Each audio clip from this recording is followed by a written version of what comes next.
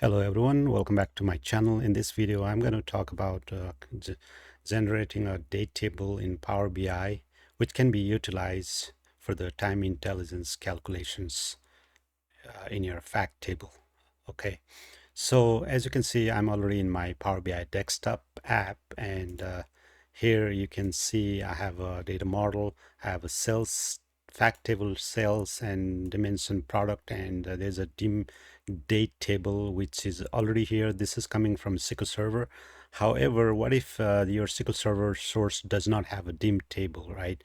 Dim date table, actually, that's what. If you do not have the dim date, then there's a way you can also generate that in Power BI. So like I said, this dim date is coming from SQL Server, and it has a date, year, a month, name, quarter, and day number, right?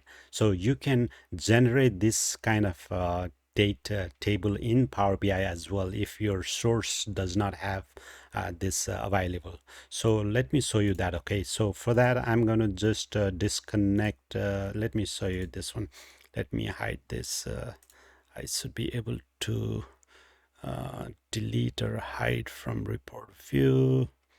Let's hide. Okay. You know what, I'm going to delete so it doesn't give us a confusion. Delete from model right now. So this one I'm deleting because I'm going to show you how to create that. Okay, delete. Do you want to delete? Yes, I do. I want to delete this guy. Okay, there you go. So as you can see, I do not have a date table in my model in Power BI, and my goal is to show you how to create that, right? So I'm in the, you can stay in the model view here, that's fine. And there's on the up menu bar, you can click on this new table button, click on it, and this is going to create this new table. However, you got to write some code there. So, okay. So I'm going to say this table name, I'm going to say calendar. I don't know if I spell that. That's fine. Calendar date. Just say calendar table. Okay, that's the name of my table, and there's a calendar auto function. Okay, calendar auto function. There's two functions, by the way, you can use, and I can show you both the use case of both functions. So let's go with the first one, since this is on the very top one. So there's a first option called function called calendar in Power BI, and it is asking two parameters, start and end date. Okay, so you want to create the calendar based on what is your start date you want me to put, and that's what it's asking, and what is the end date. So you can provide that as per your need. So you want a 2 years window, or you want a 1 year window, right? So obviously you want um, uh, you normally either 2 or 3 years is what being used in the business world, but it depends on your need, right? So for example, I'm just going to say date and pass in 2025 1/1. Okay, so I'm going to pass that in, which is 2025 is my year, month, and day. That's my first start date, and then I got to provide comma, and it's asking end date. Okay, how about I want to pass in maybe today? Okay, so it's going to create dynamic, every day it's going to change my date today. Okay, tomorrow, today is going to be tomorrow's date for tomorrow, right? So today is always today, right? So this is going to be changed dynamically. So, and then I'm going to hit enter. So you can see my calendar table has been created, and it has a date. So in starting date is 1/1/25, and if I look into descending order, you'll see today's date is March 30, 2026. That is today. Tomorrow, this will change to March 31st of 2026 tomorrow, because this is going to change dynamically, right? So like I said, you don't have to put 2025. You can put 2023, 2022, let's do 2024 and then hit enter. So let me do ascending again. See, you can change any date you want. You can also change this dynamically, but let's not talk about that on this video. So This is one way of creating the date, and the second way of creating a date column is this is one we just created, right? And the second way is, let's do again on the same one, new table, and then give it a name, calendar. This is going to be, let's say, auto. That means it's a we're going to use the calendar auto function, calendar auto function. Click on it, and it's asking fiscal year in month. So what this is asking in the parameter is, as you can see, this is in a square bracket. That means it's optional, it's not required. So if I don't provide that optional, what this is asking is, okay, I want to, I mean, I can generate the date table for you, but is there a specific fiscal year in the year and month you want to, end with, create based on that? And that's what it's asking. For now, I'm not putting that, that's fine. So just go ahead and close the parentheses and hit enter. So it's going to create the calendar date for me, auto, obviously, as the name says, automatically, based on how did it generate. Let's look into it. Okay, so I'm going to click on table view, and let's click on this calendar auto, click on date here. So it created from 1/1/25, and then if we do the descending order, it created December, the end of this year 2026. So from the beginning of 2025 until the end of 2026. So this is how it's creating. And obviously this is calendar auto will look into the model here. It will scan the model, and it will look for, is there any date column in that model? And obviously the sales, our sales table has a date column. As you can see, there's the order date. If I go and show you guys here, sales has the order date, and the order date, see, let me do ascending here first. Ascending. Okay, see, the order date has the initial date of January 15 of 2025, and if I do the descending, it has until the March of 2026. So based on that, it automatically created for us, which is this one, right? Auto. So based on that date range, it automatically picked those date and created the window for us. That's how the calendar auto will do. But if you do not have this date field present in this data set, then it will not create. So the calendar auto will not create. It will say, I cannot find any date in your model. That's what it will get an error. Okay, so with that, you can now either one. Okay, you can stick with either one. These are two options I was showing, so you can stick with either one. So let's stick with the auto one, since that is based on the model date we have. So on the calendar auto, if I click on the table view, stay on the calendar auto date, now you can create the other required columns, right? So what you can do is you can do new column, or let me show you the easiest way. Let's go with the easiest way. There's a bunch of ways you can do. So select on this one, and then home. Let me see here, which is the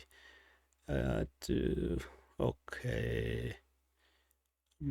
I'm trying to see the easy way. New column. Okay, that's fine. Okay, so we're going to create new columns, right? So based on, okay, what do you want to call this, right? So month number, for example, month number equals month, and then what date you want. Date is calendar auto, and this is the date where calendar auto, this is the date, right? So calendar auto, grab the date, this field. So we want to bring the month from this field. That's what we are doing. Hit enter. So okay, so month number is generated. So now same thing you can do is a new column again, and let's say month name equals month month name. Okay, what is the month name function here? Month Okay, so I think that is a format, not month. Okay, format. What do you want to format is the calendar, auto, and the date. I want to format that into, I think this one. No, not that one. Hold on. I'm trying to find here month. And okay, that's not it. Error. Okay, I am not finding that. Okay, that's fine. Let's give it a look. Okay, so this one is let me see here, month. Okay, so let's do double quote here. And let me see if double quote is going to take care of it. Okay, sometimes we get confused with the quotes, I mean syntax or from different languages. Okay, there you go. So I need so the month name is this is number is 1 and January, and there should be February, December, March, April, all those name are coming, right? So we have number, name, and what else we need is a new column. Sorry, new column here. So let's continue. Day equals, so format, you want to do calendar auto this field, and you want to bring dd, that is the day. Okay, so day, and also you can do new column and day name, day name, right? So let's do day name equals format in calendar auto date this field, and you want to do,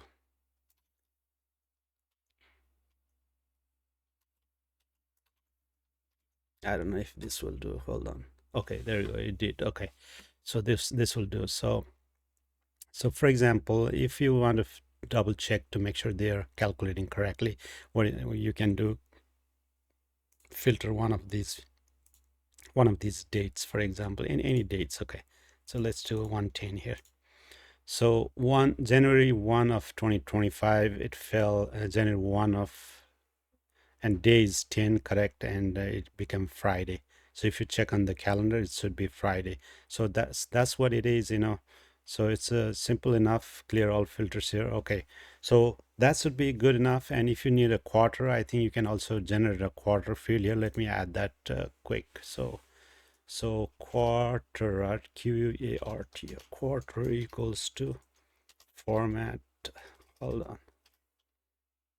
Oops, did I do? Oh, sorry, I hit the wrong button here. So I happen to hit the table create button. Let me remove this one. I don't need that. Where is it? Delete from model. Yeah. Okay, so I was in this one. So here, and I need to do new column. Sorry, not that one. This one. Okay, I need to hit. What happened is I clicked on new table and it was creating a new table. I don't want new table. I want new column. Click on it.